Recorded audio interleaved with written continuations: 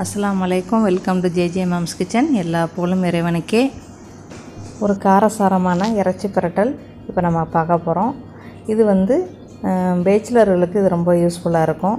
கண்டிப்பாக பாருங்கள். உங்களுக்கு இந்த வீடியோ பிடிச்சா லைக் பண்ணுங்கள், கமெண்ட் பண்ணுங்கள், உங்கள் ஃப்ரெண்டுகளுக்கு ஷேர் பண்ணுங்கள். இது வரைக்கும் நம்ம சேனலை சப்ஸ்கிரைப் பண்ணால் சப்ஸ்கிரைப் பண்ணுங்கள். ஒரு சோறு, ஒரு ரசம், ஒரு இறைச்சி பிரட்டல் அரை மணி நேரத்தில் செய்ய போகிறோம். கண்டிப்பாக இந்த வீடியோ உங்களுக்கு யூஸ்ஃபுல்லாக இருக்கும். இப்போ வாங்க வீடியோவுக்கு போய் பார்ப்போம். இன்றைக்கி நம்ம வந்து பேச்சுலருக்குள்ள சமையல் பார்க்க போகிறோம். பேச்சுலர் சமையல். இறைச்சி வந்து புதுசாக வெட்டிக்கிறேங்க. கொழுப்பு இருந்தாலும் கொஞ்சம் போட்டுக்கிறேங்க. சின்ன வயசு பிள்ளைகளாக இருந்தால் கொழுப்பு போட்டு சாப்பிட்லாம்.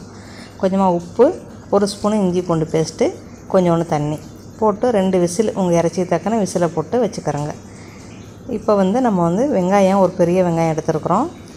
அதை வந்து சோப்பர் பண்ணிக்கிறோம். இல்லைன்னா மிக்ஸி ஜாரில் வந்து நெய்யல் நரங்கமாக சுற்றிக்கிறோங்க. அவ்வளோ. தக்காளியும் அதே மாதிரி சுற்றிக்கிறோங்க. பெரிய தக்காளியாக இருந்தால் 1, சின்ன தக்காளியாக இருந்தால் 2. வெங்காயம் வந்து பெரிய வெங்காயமாக இருந்தால் 1, சின்ன வெங்காயமாக மீடியம் சைஸாக இருந்தால் 2 வெங்காயம் எடுத்துக்கிறோங்க. அதுவே சின்ன வெங்காயம் போட்டிங்கன்னா இன்னும் நல்லாயிருக்கும். அப்படி போட்டிங்கன்னா 20 வெங்காயம் எடுத்துக்கிறோங்க. அப்புறம் எண்ணெயை ஊற்றிக்கிறோங்க. தேங்காய் எண்ணெய் ஊற்றுங்க. ஒரு பட்டை, ஒரு அன்னாசிப்பூ, 2 லவங்கம் போடுங்க. ஒரு அரை ஸ்பூனு பெருஞ்சீரகம் போடுங்க தாளிக்க. இதெல்லாம் பொரியட்டும். கருவேப்பிலை போடுங்க. கருவேப்பிலை கொஞ்சம் கூடுதலாக போடுங்க. அப்புறம் வந்து வெங்காயம், கருவேப்பிலை என்கிட்ட முடிஞ்சிருச்சு. வெங்காயம் சோப்பர் பண்ணி வச்சுருக்கோம்ல, அந்த வெங்காயத்தை போடுங்க. போட்டு வதக்குங்க. கொத்தமல்லி இலை இருந்தால் போடுங்க, இல்லைன்னா தவிர்த்துக்கிறோங்க. கொத்தமல்லி இலையை கொஞ்சம் பொடிசாக வெட்டி அதிலே போட்டு விட்ருங்க. முடிஞ்சிருச்சு. நான் வந்து சில்லி பேஸ்ட்டு போடுறேன். சில்லி பேஸ்ட் இல்லாதவங்க என்ன செய்யுங்க, இந்த ரெசிபிக்கு வந்து ஒரு 5 மிளகா சுடுதண்ணில் ஊற வச்சு வெங்காயம், தக்காளி எல்லாத்தையும் ஒன்றா போட்டு கொஞ்சமாக உப்பு போட்டு அரைச்சி வச்சுருங்க. அரைச்சி வச்சு போட்டுருங்க. எண்ணெயில் வதக்கிடுங்க. அப்புறம் தக்காளியும் அதே மாதிரியே பொடிசாக சோப்பர் பண்ணி வச்சுருக்கிறேன். நீங்கள் மிக்ஸி ஜாரில் வந்து ஒரு சுற்றிக்கிறங்க. ரொம்ப நைஸாக அரைக்க வேணாம். ஒரு சுற்றி போடுங்க. அப்புறம் உப்பு போடுங்க கொஞ்சமாக. நம்ம ஏற்கனவே இறைச்சி வேறு வந்து உப்பு போட்டு வேக வச்சுருக்குறோம். சரியா? இது வந்து எங்கள் அக்காவோட ரெசிபி. சரியா? அவங்களோட ரெசிபி இது. இதுக்கு வந்து தேங்காய் சோறு நல்லாயிருக்கும்.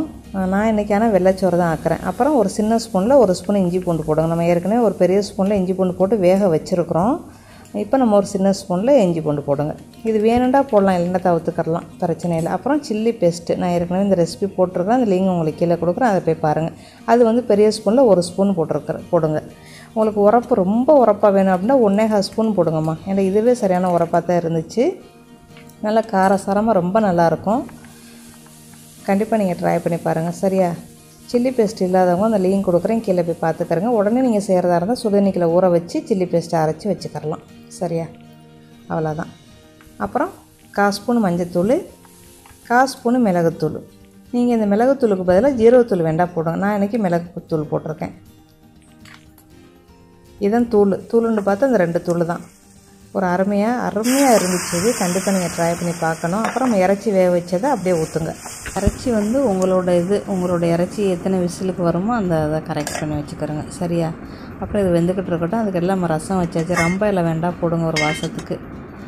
ரசமும் ரெடி ஆயிடுச்சு. எந்த ப்ரெஷருக்குள்ளே நம்ம இறைச்சி வேக வைக்கிறோமோ அதே ப்ரெஷருக்குள்ளே ரசம் வச்சு பாருங்கள், ரொம்ப நல்லாயிருக்கும். ஒரு பக்கம் சோறு ரெடி ஆயிடுச்சு, ஒரு பக்கம் ரசம் ரெடி ஆயிடுச்சு. இதுவும் இன்னும் ஒரு 5 நிமிஷத்தில் ரெடி ஆயிடும். இன்னும் கொஞ்சம் சுண்டணும். இன்னும் கொஞ்சம் நேரம் மூடி வச்சு இன்னும் கொஞ்சம் நல்லா திக்னஸ் வந்ததோடு அடுப்பு அடைச்சிடணும். இது நல்லா காரசாரமாக ரொம்ப நல்லாயிருக்கும். கண்டிப்பாக நீங்கள் ட்ரை பண்ணி பாருங்கள். அவ்வளோதான். இந்த பார்த்திங்களா, எண்ணெயெல்லாம் அழகாக மேலே வருது பார்த்திங்களா? இதுதான் கரெக்டான பக்குவம். அதோடு அடுப்பு அடைச்சிருங்க. அடைச்சி நீங்கள் தேங்காய் சோத்துக்கு சாப்பிடுங்க, ரொம்ப நல்லாயிருக்கும். நான் இன்றைக்கி வந்து வெள்ளை சோறு, ரசம், அவ்வளோதான். இந்த இறைச்சி பிரட்டல் இதை வச்சு தான் நாங்கள் சாப்பிட்றோம். ரொம்ப நல்லா இருந்துச்சு. இது வந்து பேச்சுலர்களுக்கு ரொம்ப உபயோகமாக இருக்கும்னு நினைக்கிறேன். கண்டிப்பாக உங்களுக்கு இந்த வீடியோ பிடிச்சா லைக் பண்ணுங்கள், கமெண்ட் பண்ணுங்கள். இது வரைக்கும் நம்ம சேனலை சப்ஸ்கிரைப் பண்ணால் சப்ஸ்கிரைப் பண்ணுங்கள். இன்னும் ஒரு நல்ல பதிவில் நான் சந்திக்கிறேன். தேங்க் யூ ஃபார் வாட்சிங். Like, subscribe, JJ Max Kitchen. Bye. See you. Bye.